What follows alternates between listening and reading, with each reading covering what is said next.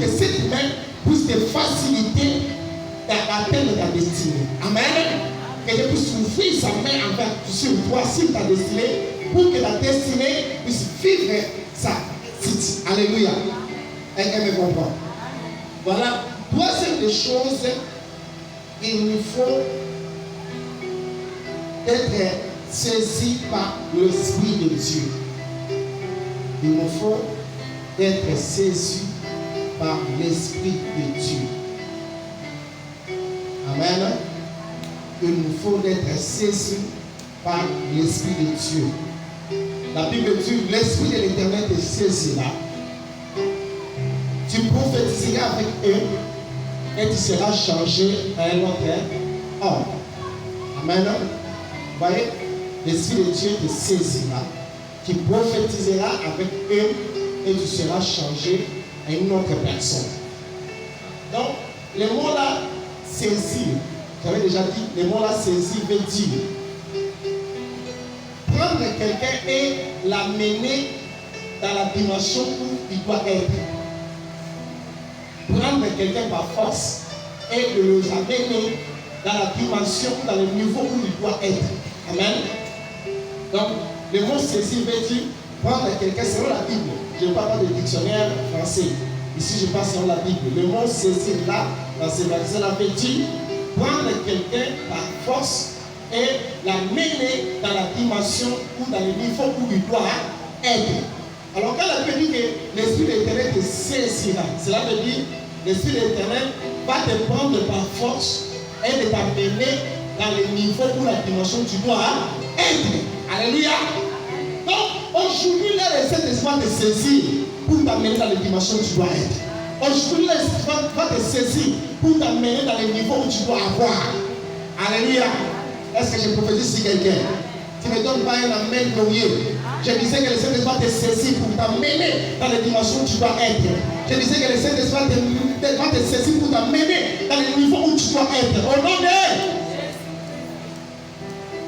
Elle veut dire, tu prophétiseras avec eux.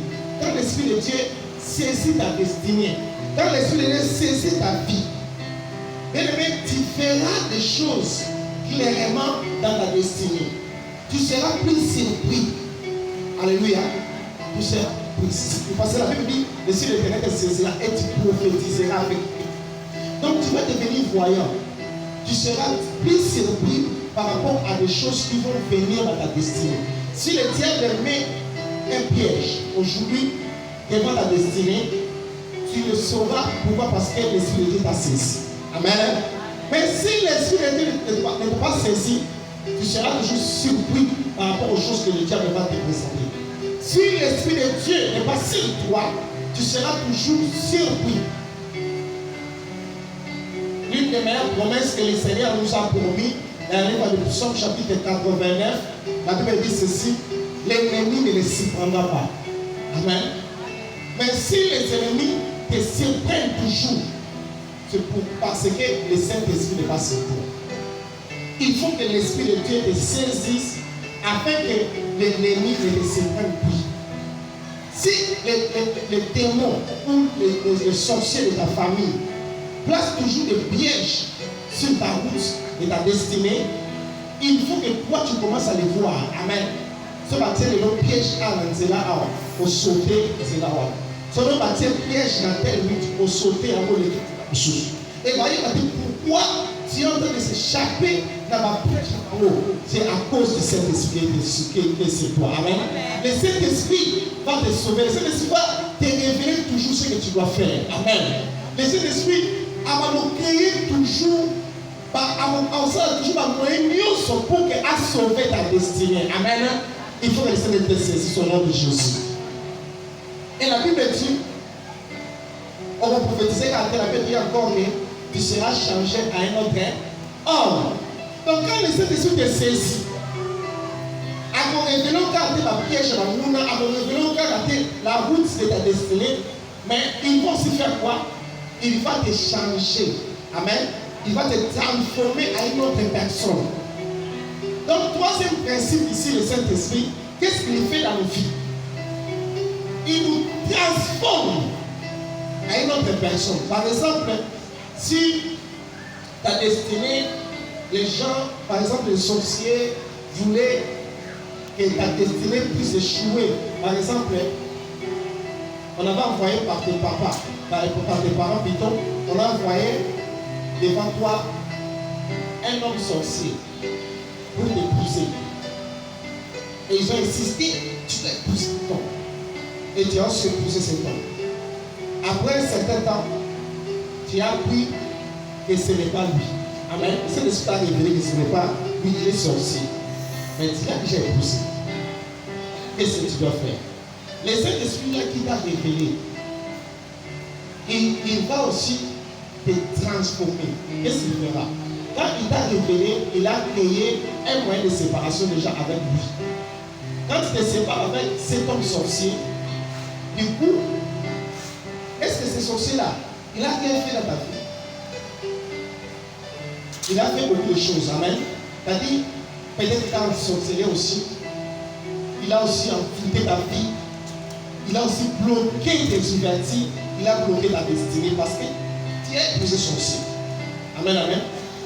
Et qu'est-ce que le Seigneur va faire?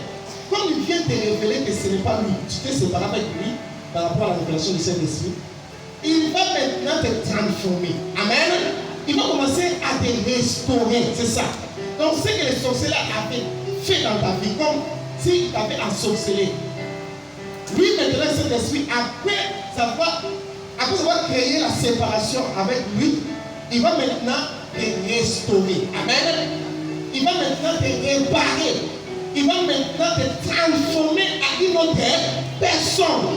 Et la personne que le Saint-Esprit va transformer, il va te donner maintenant le caractère ou la vie de ta destinée. Amen. C'est-à-dire, il va te donner la forme de ta destinée. Si le sorcier là, il avait détruit la forme de ta destinée, lui maintenant, il va te transformer, c'est-à-dire, il va te donner une forme maintenant de ta destinée. Alléluia.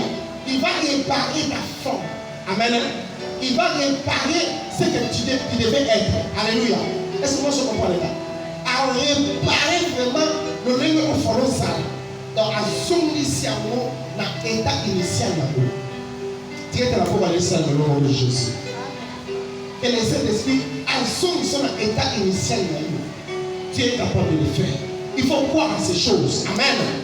Tu es capable de le faire, de réparer ta destinée. La position sur l'état initial. À ça, on a pour la vie au nom de Jésus.